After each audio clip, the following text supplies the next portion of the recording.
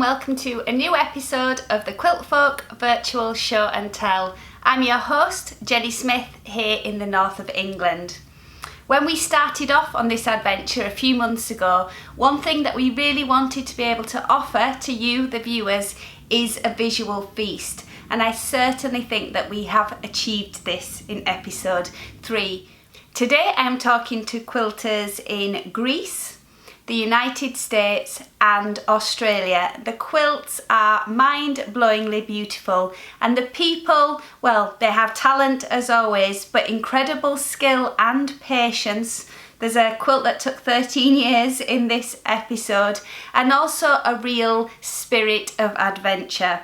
Starting off with Elli, who together with her husband and 3 children packed up their home in London last summer and set off to sail around the world, or at least halfway. I was lucky to be able to chat to Elli when she was in harbour and found a little bit of Wi-Fi signal, so now we're going to introduce you to her. I'm in Leros, on the island of Leros in Greece, in the Dodecanese Islands. There's 5 of us on the boat. There's me and my husband and our 3 kids who are 10, 7 and 4. And the boat is about 4 to 4 foot long. It's catamaran.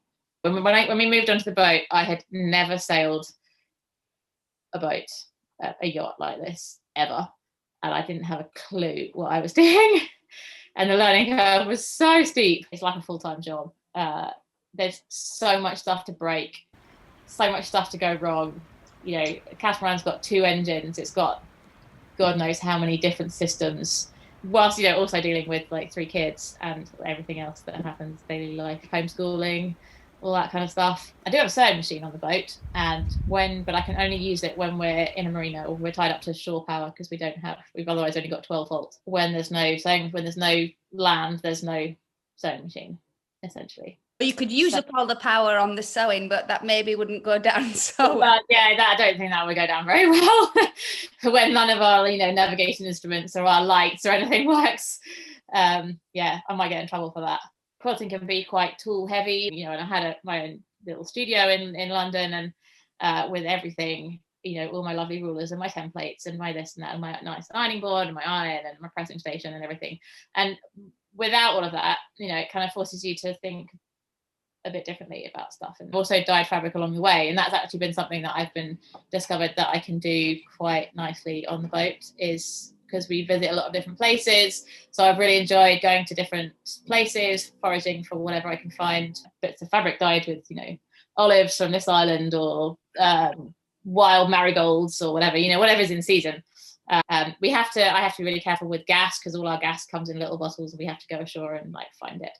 So I've also been experimenting much more with the kind of slower dyeing, with heating things up a little bit and then just leaving it for a few days. So all the pinky tones are avocado, and all the grey tones are avocado with iron water.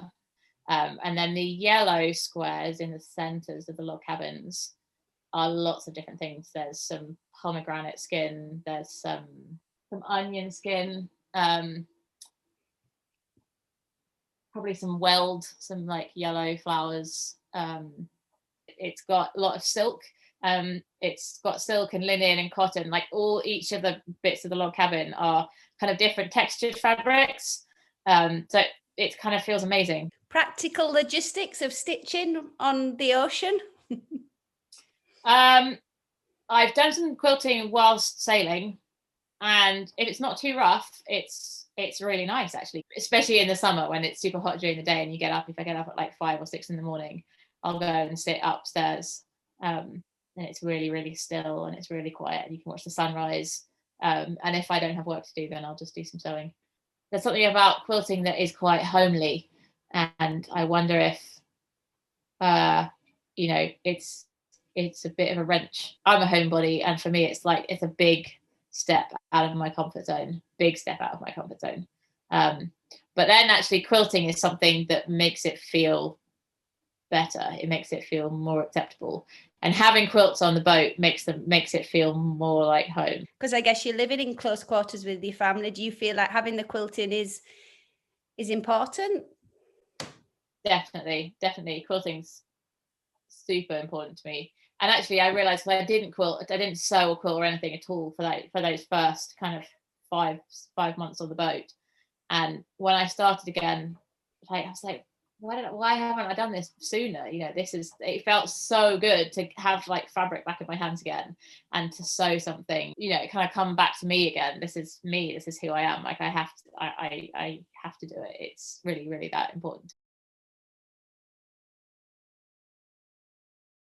I'm speaking now with Clara, who is in New Haven in Connecticut, who was in the recent issue of Quiltfolk, where you can see more about her work. This is what I see when I'm going on my walk daily.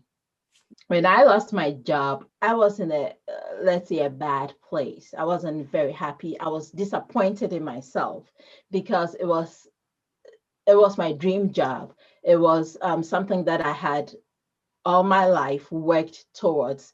And when I started creating again, it just brought back joy into my life. That feeling of not having purpose, of not knowing what to do with my life, of feeling like a failure, it just took all that away. And I felt like I had purpose in my life again. And that's what creating does for me. It makes me feel like I'm doing something with the skills that I have. I draw on my iPad, and then I print it onto fabric. And so I have it printed onto fabric, and then I use my sewing machine to do free motion stitching or thread painting, as some people would call it, over it. And I add details and I add texture to it. So I don't completely finish the drawing on the iPad. I complete it when I use my sewing machine to sew. This is a recent finish work. It's called Hats Don't Fit. And I named it Hats Don't Fit because of my daughter. One day I was going out with her. We were going to the grocery store, and I had my hair all out, and I had just washed my hair and dried it. I hadn't done anything to it, so it was all big hair. And I was looking for a hat to wear, and she was done and she was ready, and she was sitting in the car and she was waiting, and she kept waiting for a while, and then she came back inside and she was like, Mom, what's taking you so long? And I said, I can't find a hat. I'm looking for a hat to put on. And she was like, Mom, hats don't fit our hair. I've got teenagers, so that face to me is very familiar. Yeah. They are something else when they get to that age. Each piece takes about 40 hours of stitching, sometimes 50 hours of just stitching nonstop. And then I do talk to them. I say, you're going to be good to me. You're not going to give me problems, and then sometimes I say, oh, you were good to me, or this or that. So I chat with them. It's funny. African fabrics usually have stories behind them. They are like a non-verbal form of communication. Some of them are proverbs. Some of them are like a wise sayings, or some of them refer to the event for which the fabric was chosen. I learned to use color without realizing that I was learning to use color, because when I was growing up in Ghana, the girls in the family usually are the ones who are sent out to go get the fabric, and you coordinate the busy print with a solid fabric, with a bold fabric. So if you have like a busy print like this one here, the dominant color in there is green. So, and the less dominant color in there is purple. So I'll be thinking about finding a green and a purple. I believe that every artist brings their life into the work that they make. I have a saying that I say, make time, create your best work, and share with the world. I feel like I'm sharing with the world my joy. And when someone else sees it and enjoys it, they also get that joy, and it's like a ripple effect, and everybody just gets a little bit of joy in their lives.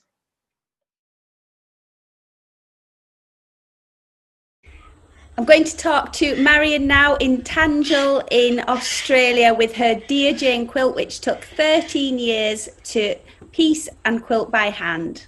I first heard about this Dear Jane quilt from a couple of quilting friends of mine by a woman who was bedridden.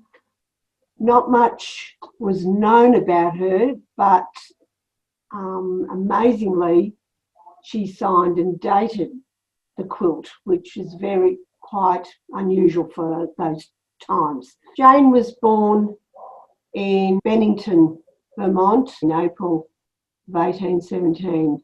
She was 46 when she made this quilt. I kept a journal, and in it I wrote a lot of what I was going through at the time. I challenged Jane on a lot of blocks. I said, what were you thinking when you came up with this design? Because there's only a handful of known blocks in the quilt. The rest of all, they're unique to the maker. The quilt was discovered in an attic trunk and in near pristine condition. And I can vouch for the condition because I was fortunate enough to travel over to the United States in 2018. And I saw it while it was on display in the Bennington Museum. Jane Stickles' quilt is the mother quilt. So we refer to it as the mother quilt, and all the thousands of Dear Jane quilts that have been made all over the world, they're known as Baby Janes. 13 years. Just shy of 13 years, yes. Yes, I started in January in 2008 and I completed it in November of 2020. There were just different times along the journey where I just had enough, or I thought, no, I can't face it anymore. I knew I would finish it.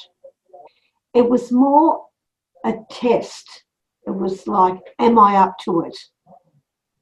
And I thought, by golly, I'm not going to let it defeat me. I will. I'll prove to myself that I can do these tiny pieces. I used to say to my friends jokingly, I plan to finish it by my 90th birthday. So everyone's saying, wow, you finished it way before your 90th birthday. You did really well. And you know, the day that I actually put the final stitch in, I was on cloud nine. Yet the day before, I was crying at the drop of a pin. It was just ridiculous, and I was aware of it. As much as I love it, I don't feel a real attachment to it. I've almost thought, well, if anything should happen to it, I'll be okay. It was just something I did because I wanted to do it, something that perhaps I needed to do for whatever reason. And it's not just a quilt or just, piecing bits of fabric together. It was more about my journey.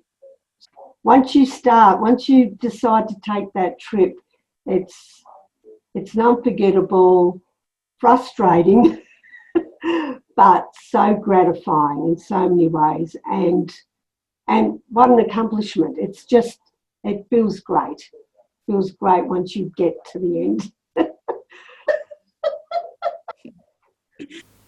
So there we have it. 3 beautiful people and 3 amazing quilts, all with really special stories. You can catch up with Elli at Whole Cloth Studio on Instagram, find out a little bit more about her adventures in dyeing and as she travels around the globe. Let's see where she gets to. Clara too has social media where you can connect with her. She's got some fantastic advice for creative makers about finding time to do daily practice and to develop their own personal style. And I wonder what Marian is up to now that the 13-year quilt project has ended. She is still sewing, I can tell you that, and it's nice to go and check out her work as well. The Dear Jane hashtag I would really recommend. I've been looking at the quilts made by people from that Jane Sickle original all around the globe, and they are really, really inspiring. So nice to see that pattern and how people have put their own personal spin on it. So thank you for watching. Don't forget to subscribe to our channel, leave comments, and I will see you again soon. Bye.